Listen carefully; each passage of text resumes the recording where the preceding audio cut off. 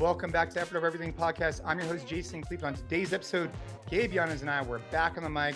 We're talking about a book that he just finished called Die with Zero by Bill Perkins. He shares some insight on that. Talk a little bit of fitness, a little bit of family, and a little bit of where the fitness industry is going in 2023. Always enjoy talking with Gabe. I hope you guys are enjoying these episodes. If you do, simple ask, tell a friend, go back, listen to our previous episodes. Helps us, helps the podcast.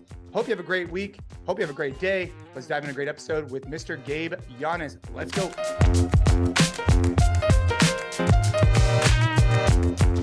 The recording is in progress.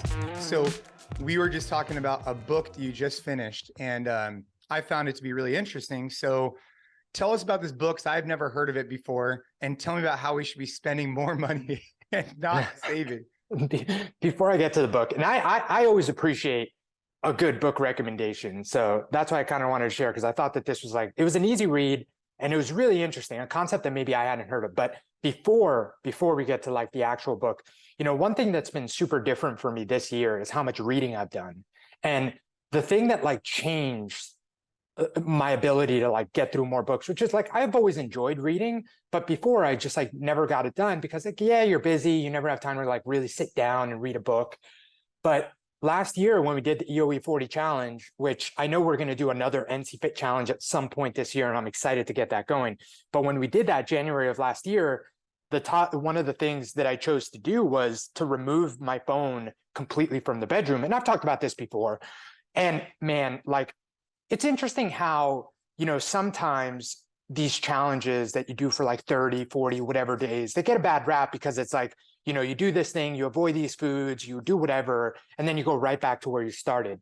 But, in my experience now, me doing that for those 40 days and noticing how much better I slept, and just the fact that I don't need my phone with me in the bedroom, completely changed my bedtime routine, to the point where now I look back at all the books that I've gone through this year. And it's not because I'm doing a ton of reading at night. Honestly, I'm not. I fall asleep in 3, 5, 10 pages. But it's just the fact that every single night, without fault, because I have nothing else to do once I get in bed, I'm reading a book, And it also, I think, goes to speak to this fact that a little bit consistently over a year, 365 days. I know we're not at the end of the year just yet. I've gotten through, I haven't counted, but more books than I think I've ever read, maybe outside of when I was in school and had to read certain books. But even then I didn't read the assigned readings. So I think that this year has been the most I've read. And all it is that I'm spending, I would say max 15, 20 minutes before I fall asleep every night reading books. So just goes to show that, these challenges can really be a springboard. Yeah. Yeah. Dude, I mean, think about it. It's the same thing with workouts. It's I have that same conversation. So this morning with Ava, as you guys know, I work out every morning with Ava at 6:10. And I had her doing deadlifts this morning and shoulder press and then curls and sumo and then sit-ups. That's what we were doing. It was all strength-based. It was not, I'm leaning more towards strength bias with her than cardio, because she's getting a little bit thinner than I like to see. I'd like to put on a little bit more strength on her, just because where she's at, so we keep the weight super light. I mean, dude, she was deadlifting 45 pounds, right? But at least you're moving through ranges of motion and kind of connecting the brain with the body. Anyways, 10 minutes a day, every day, has been the secret. And it's just been 10 minutes. That's it. But you're just kind of chipping away at it, versus this idea of 3 hours in the gym one day and then you don't work out for a month, So yeah, same idea with the reading. For me, dude, I gotta get into that habit, because the only time I really read is when I'm traveling. So when I'm on a plane, I typically can get through a book. I mean, depending on obviously the size of the book, but and the length of the flight. But if I'm going from here to the East Coast, it's a 5-6 hour flight. I can get through quite a bit of a book in that, especially if I'm really engaged in it. So that's when I normally read. And it's funny because now I'm probably going to get through some more reading, because I'm waking up 3 times in the middle of the night to change the diaper of a screaming baby, and then usually it takes 3 pages every time. yeah, because it helps me fall back asleep. But anyway, that's another conversation. But this book, recommendation I heard from Dr. Peter Attia, someone that I bring up on the podcast a lot, really cool, longevity expert doctor on social media, puts out a lot of good content. The book is called Die with Zero, and it's by Bill Perkins. And the idea behind it, his whole idea is that you should aim to die with $0 because a lot of people end up saving too much money and they end up waiting, and a big reason that people do this is because they're like, well, the unexpected like health reasons that can come up or whatever. And he goes into the book and talks about how, there's different insurance policies that you can buy to like protect you for that stuff. But like your actual retirement nest egg, right? Like you shouldn't wait for your 60s or retirement to really start going into that because there's so many experiences that you can't enjoy fully in your 60s and 70s that you potentially could a lot more in your 30s, 40s, and 50s. And generally speaking, like if you look at the statistics of net wealth of people as they age, it continues to grow in the 30s, 40s, 50s, 60s, even 70s. Like it's always growing, which means that people continue to spend less than they're saving. And the entire book is about this idea that like, you getting to the end of your life and having, hundreds of thousands of dollars saved up, even if that's going to be an inheritance for kids or go to charity, it would have been much better used had you even given it to your kids or charity while you were alive and were able to enjoy that with them.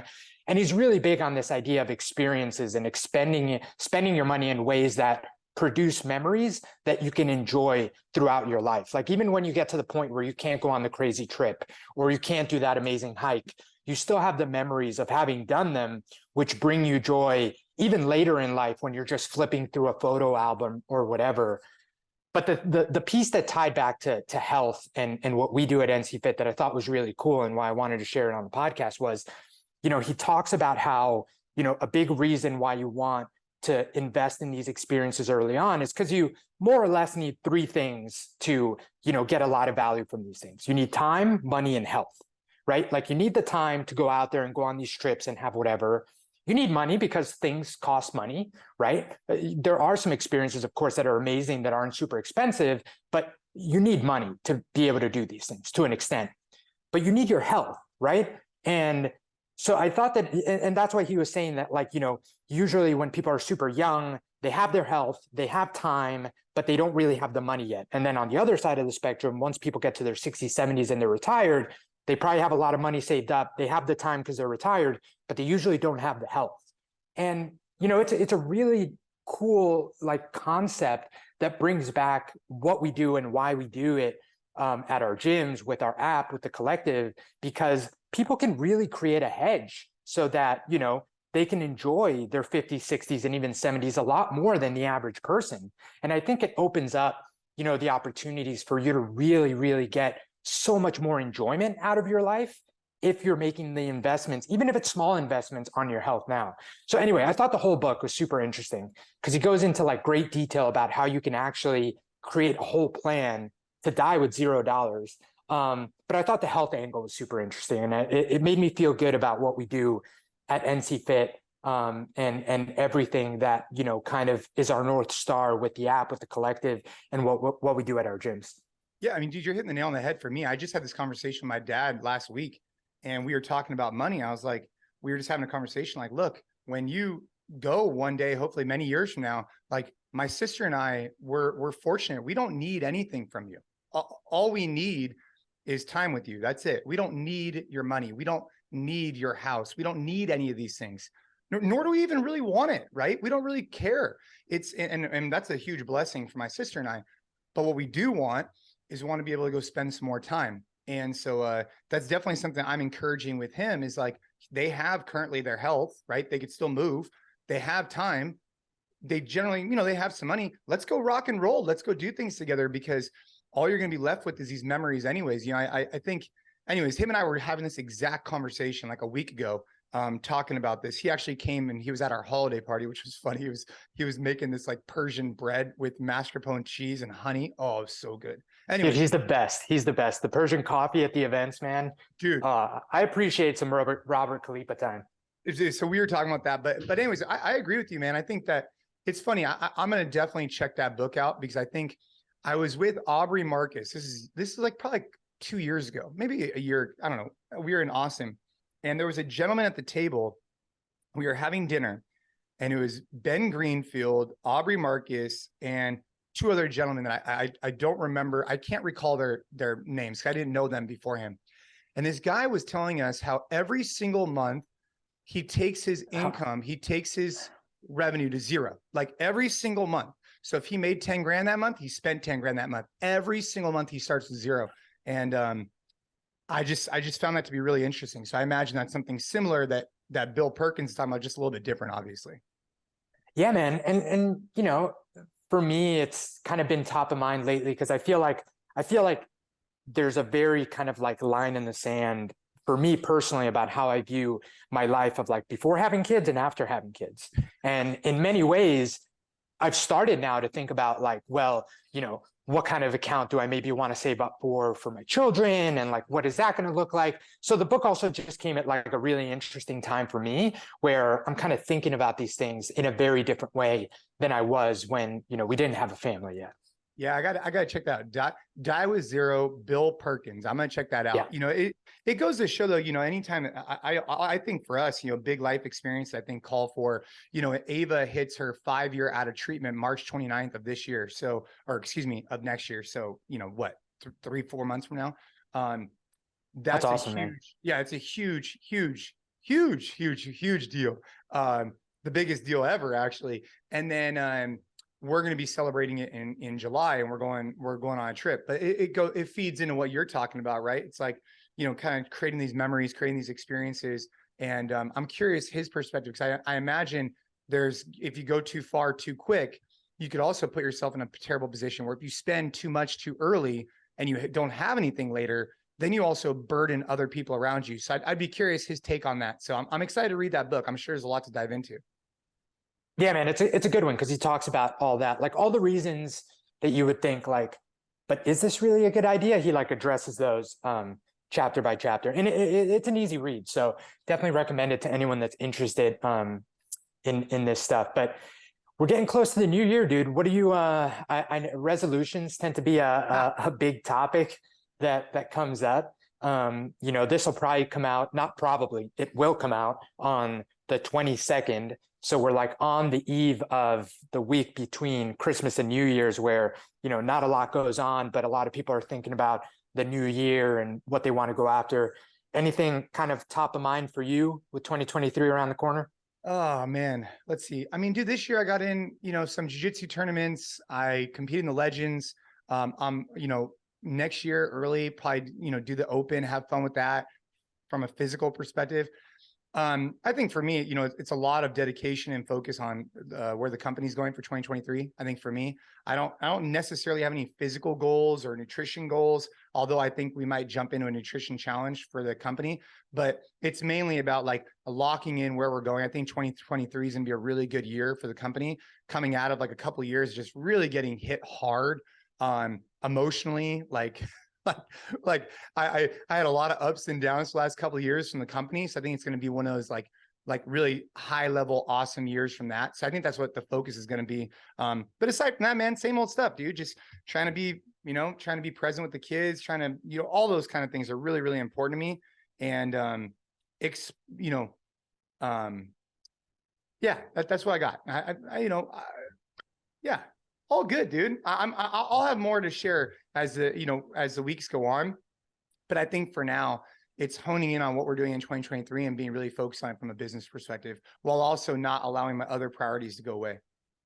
Yeah, I'm excited, man. I mean, obviously, you know, this is our thing, so we're both very excited about NCFIT and where it's going. Obviously, we wouldn't be here, but I'm curious your take.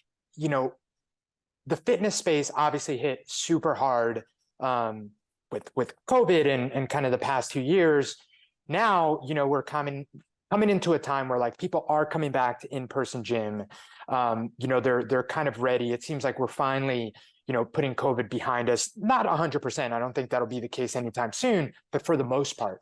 But now there's this kind of like, you know, cloud over the economy and like kind of where that's going. And, you know, depending on the headlines you read, things might seem worse or but they definitely don't seem rosy, right? Like no one is saying that 2023 is going to be easy, inflation is high, whatever. What's your take on potentially how that might impact the fitness space, us specifically? Is that something you've given a little bit of thought, or is it also just one of those things where it's going to be what it's going to be, and we're behind hard times, and it's just worth kind of looking forward and being optimistic? Well, I think first off, like the news, we got to be really careful about the news, because even if like everything was like awesome, right? Let's just say Russia, China, Iran, everybody's super happy. Like everybody was super happy. Let's just say the economy was growing at a good rate. Inflation was not crazy.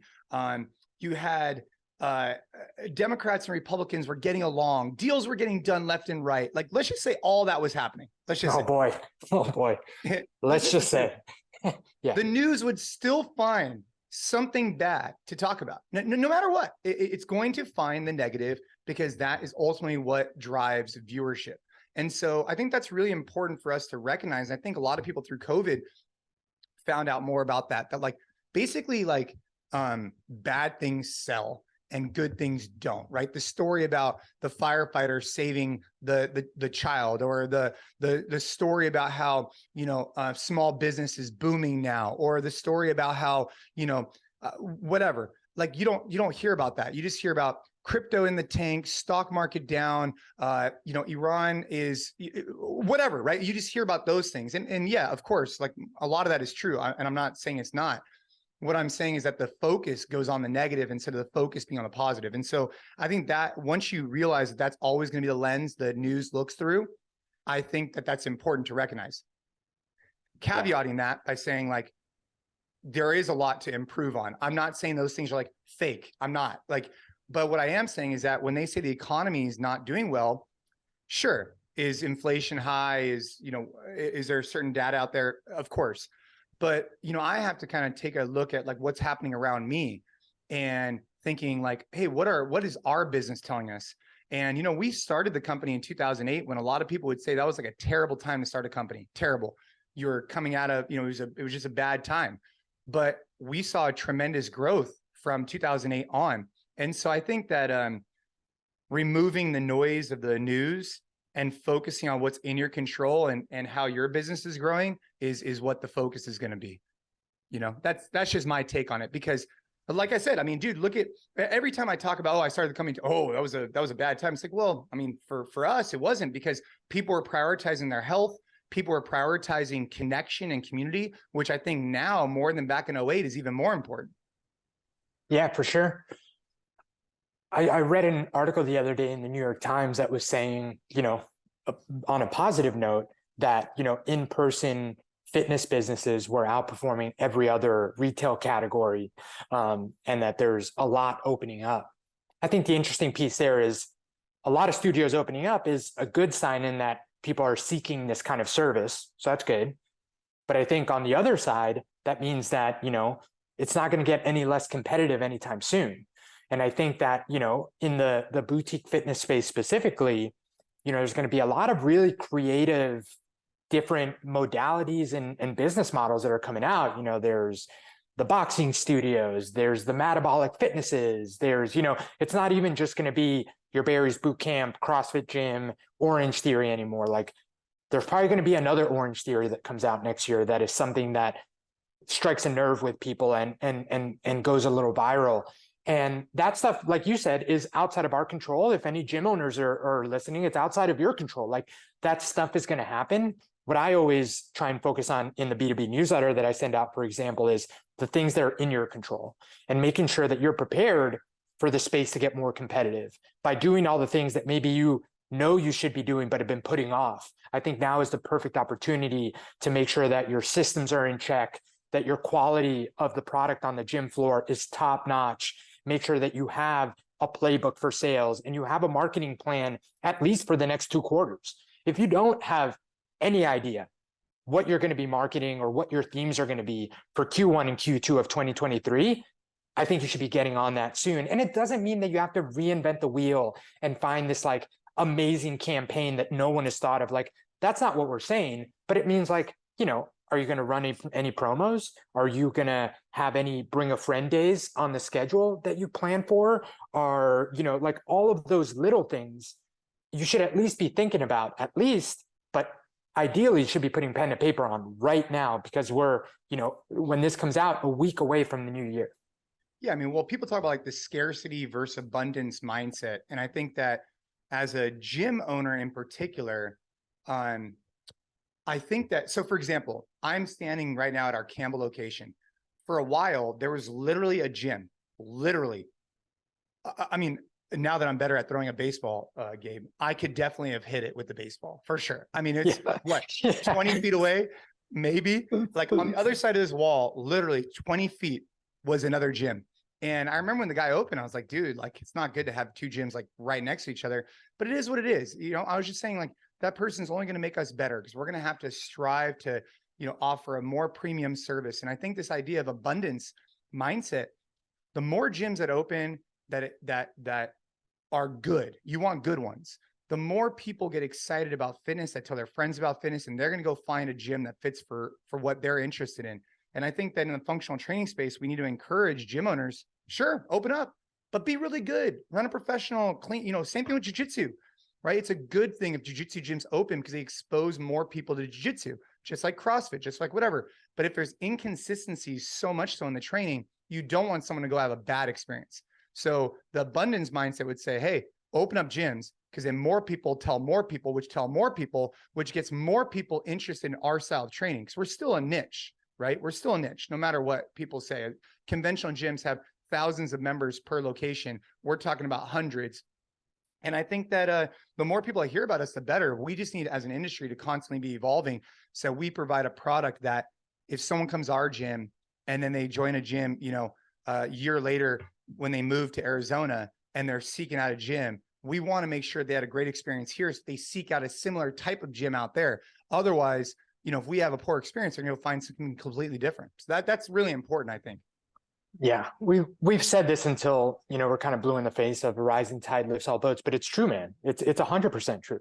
I mean, we all know people that have gone to, you know, CrossFit gym, functional fitness gym, whatever you want to call it, and had a terrible experience because the coaching isn't great, the programming is irresponsible, the place is dirty, and their perception now of all of these gyms, it's baked in, and it's really hard to work against that.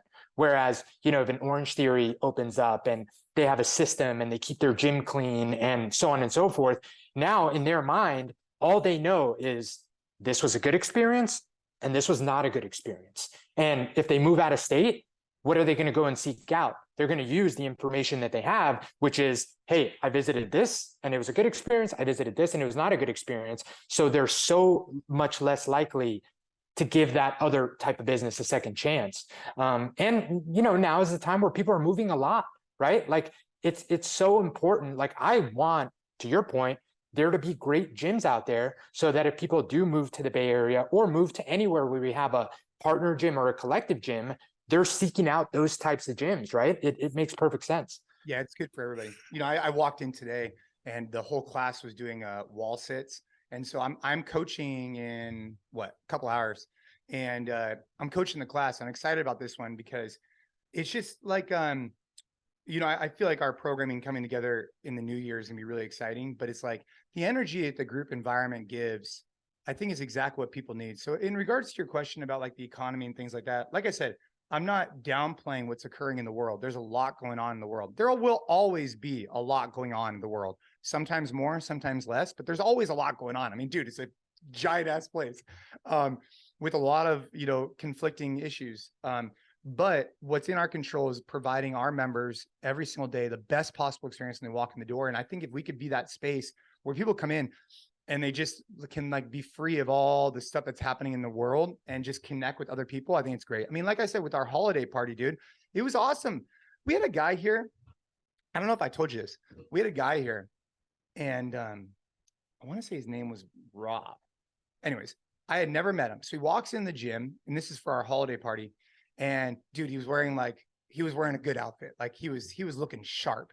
It was a ugly sweater party, but this guy in particular was like looking really sharp. Like he wasn't wearing an ugly sweater, but he looked good. Like jeans were on point, boots were on point, shirt was on point. So I walked up and was like, hey, what's up, bro?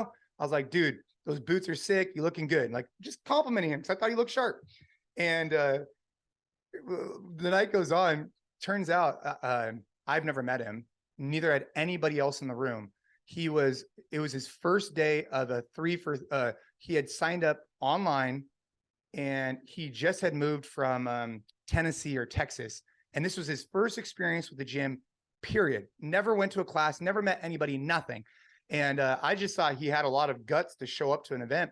But it just goes to show that like people like him and others, like they came and he had an amazing time, met new people. And that's what I think the gym offers that other things don't. You know, in this particular case, I mean, he had a lot of guts to show up by himself, but he was very personable, obviously. But that's what I think is special about the brick and mortar. And that's why I think you're going to see it grow even more, that digital just can't provide long-term. Do I think digital also is great? Of course. Like I use our app on a regular basis to hit workouts in my garage, but I still love coming in here and training around an environment. It's just not the same. Yeah, it's not the same, and it's never going to be the same. And I think that people are craving, rubbing shoulders with people again and getting in there, especially in like a workout environment where it's uncomfortable, but you're so, like you talk about this all the time, you're so much more likely to embrace being uncomfortable when it's a shared experience and not, you in a garage or your living room or whatever, getting after it alone. Dude, cold plunge is a great example, man. Kate and I were in the sauna last night or the night before, and it's cold outside right now in California, not Texas cold or East Coast cold. I'm sorry, but just California cold. So like today is a high of, I'm not even gonna say what the high is because people are gonna make fun of us. But it was like, I don't know, 40 degrees. It was cold outside, right? And someone's out there laughing right now, like, well, you think 40 degrees or whatever.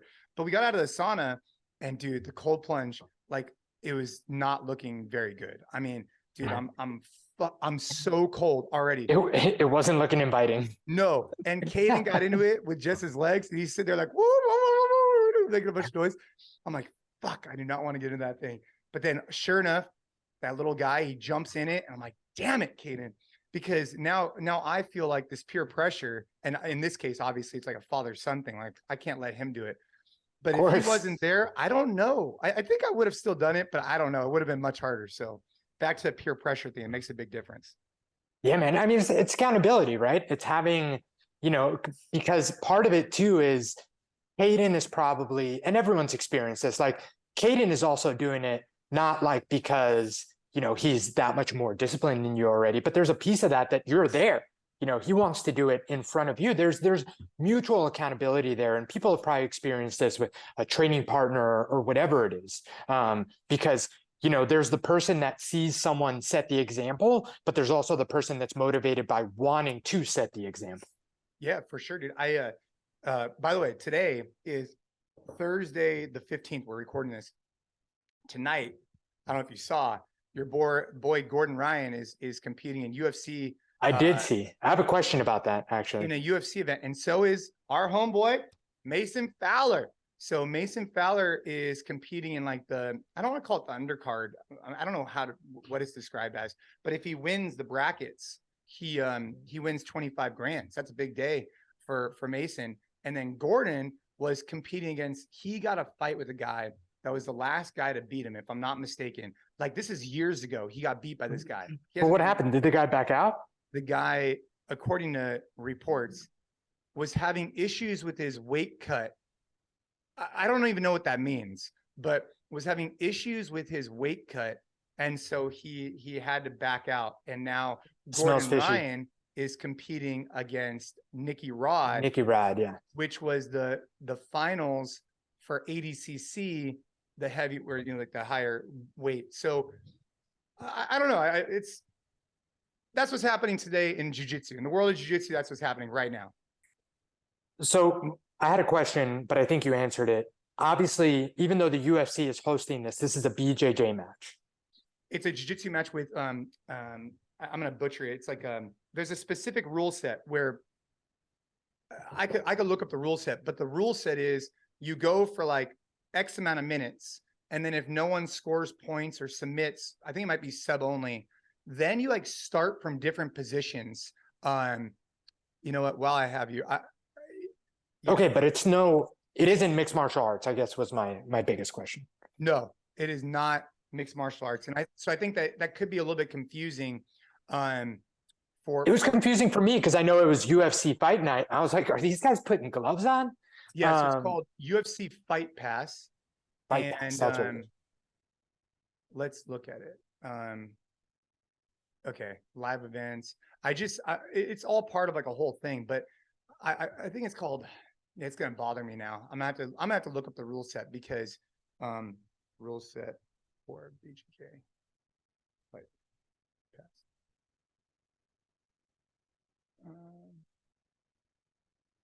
I don't know. There's a bunch of different rule sets, and the one that they're competing in. Normally Gordon fights in like no time limit, but in this case it's different rule set.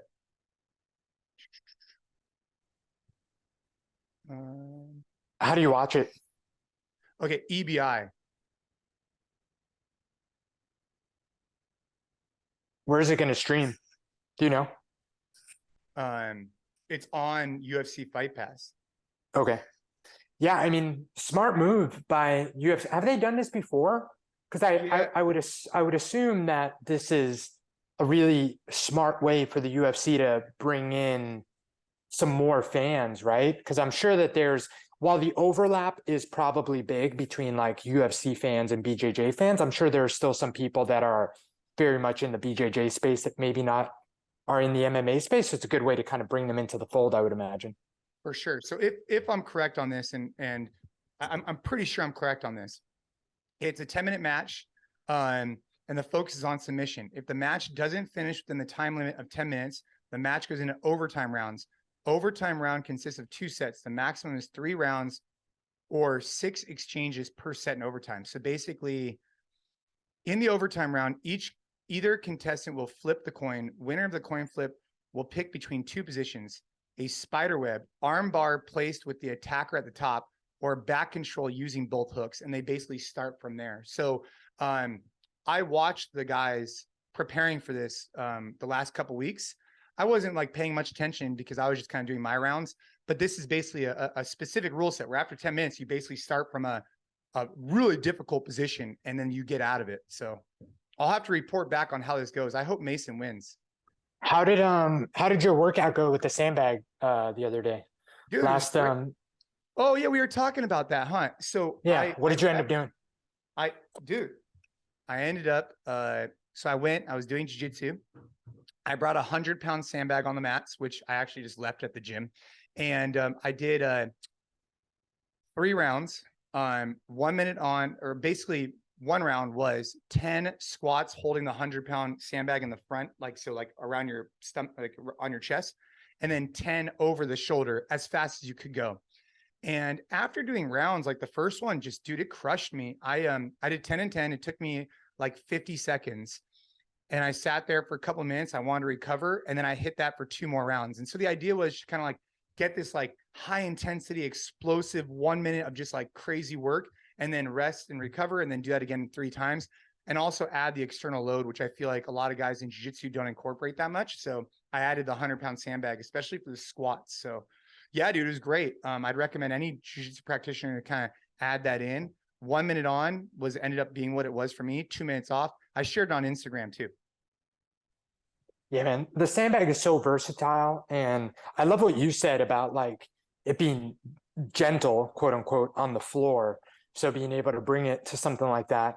But it's so true, man. And it's so interesting how, if you think about 100 pounds, right, loaded on a barbell. So think a 95-pound bar, which is super standard for a lot of movements in functional fitness, CrossFit benchmarks, so on and so forth. There's something about like the odd object of a sandbag that makes it so much more challenging. Like, you doing a squat bear hug with 100 pounds versus taking a 95-pound barbell and doing a back squat or a front squat, night and day, right? There's just something about the fact that it's this like kind of awkward object, super dense versus like a perfectly balanced barbell with, the exact same weight on both sides, that I think is a type of challenge that we don't get a lot. I do think that, you can get plenty fit with a barbell alone, but that's why dumbbells are so beneficial. That's why, sandbags or just doing stuff outside the gym is also important, right? If you do everything just with a barbell, and to an even more extreme, people that might still be just doing Globo Gym stuff, if you're doing everything just with a cable machine or a Smith machine, even less, right? Like now you don't even have like the perfectly even balanced weight, but you're literally on a track. Yep. So, all these things have their time and place, but I think it's something to be said is the fact that like the more unstable, odd object it has, there's some real benefits there that, people might be missing out on. Yeah, you need both, right? The utility of having an odd object and the utility of having like no like supporting system, I think is really good for real life. For example, Caden and I, like 2 weeks ago or a couple weeks ago, we were at a hotel and they had a Smith machine and he had never seen a Smith. Well, he'd probably seen one. He had never used a Smith machine before. And so I had him squatting on it and it just totally threw him off. Like he didn't know what to do. It was really fun for me to watch because like he couldn't figure out like, because like when you're on a Smith machine, you kind of got to like move your feet a little bit differently and kind of lean into it. It's a little bit different. It's not, I actually like the Smith machine. I think it's cool, but he had a really difficult time with it because he's so used to kind of being able to work on his own kind of plane the way he wants to. And so it was a good example of how I've never exposed him to that.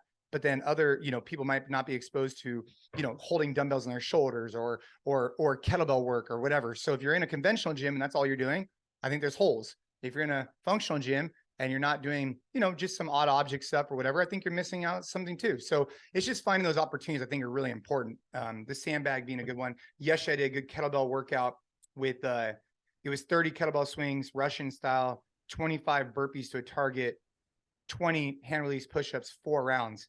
That's coming up at NCFIT in the first week of January. We test all these workouts.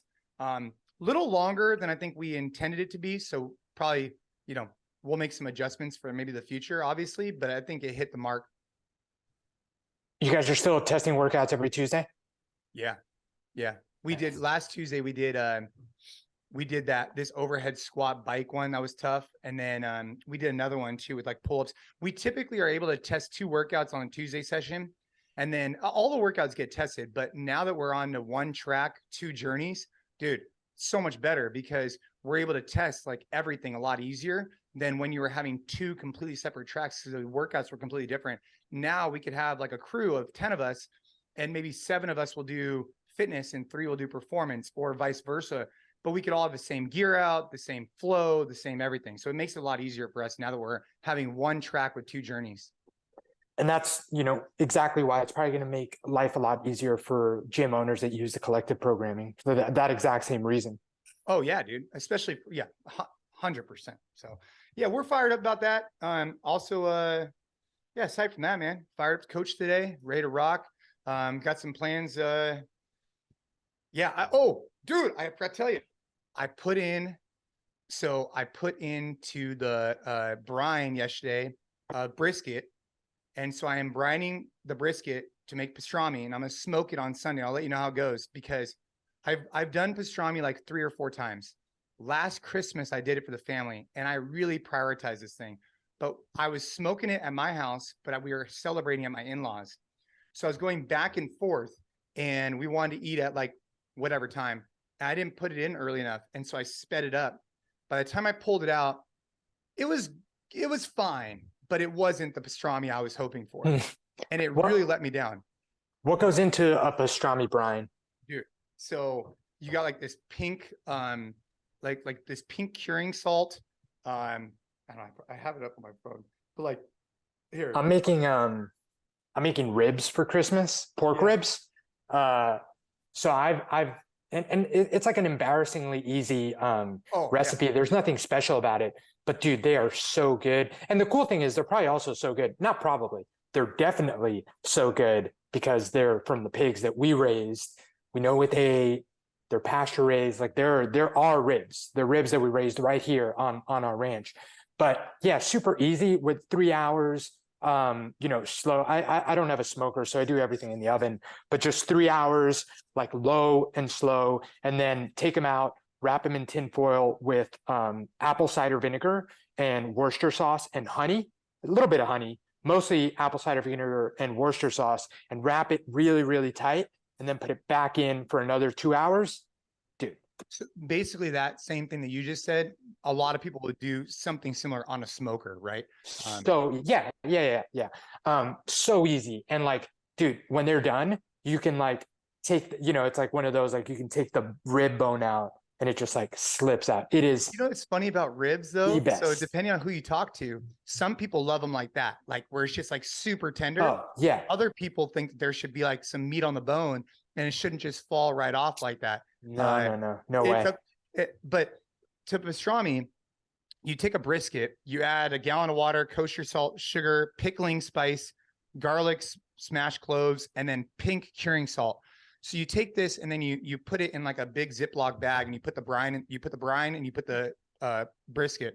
You let it sit there for like, right now it's in a cooler for 4 or 5 days. And then all of a sudden it starts to turn the meat starts to turn kind of like a little bit of a different color. Then when you smoke it, obviously the smoke flavor gets in there. And that's ultimately what happens. How you take a brisket into a pastrami is all about the brining that you do for days in advance. So I put it in yesterday. I'm going to smoke it on Sunday. Probably would have liked to have had it sit there a little bit longer, but that's fine. I'll let you know how it goes though. I really want to deliver for the family for Christmas. And I really just hope I don't mess this thing up. Yeah, you got to let me know. Hey dude. Yeah, you got to get a smoker. We're going to, you know what? We got to find a smoker, like a green egg to sponsor the podcast somehow. Yeah, that'd be awesome. Yeah, man, I've smoked before. But it was like a really old crummy one that they left at the house that like worked half of the time. So we had to get rid of it. And it would like, I don't know if this is just because it was a bad smoker, but it would catch fire almost every other time I was using it. And I cleaned it really, really well because it was the fat drippings were catching fire at the bottom. And I was like, dude, this is too much of a pain in the butt. So I got rid of it. But anyway, I think it was just because it was really old and it wasn't great.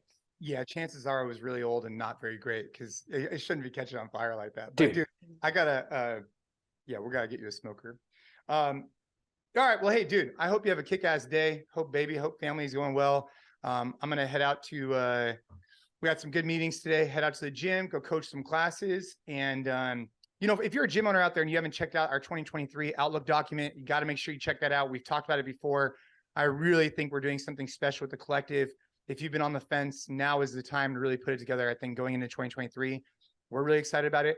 I'll also be at Wadapalooza.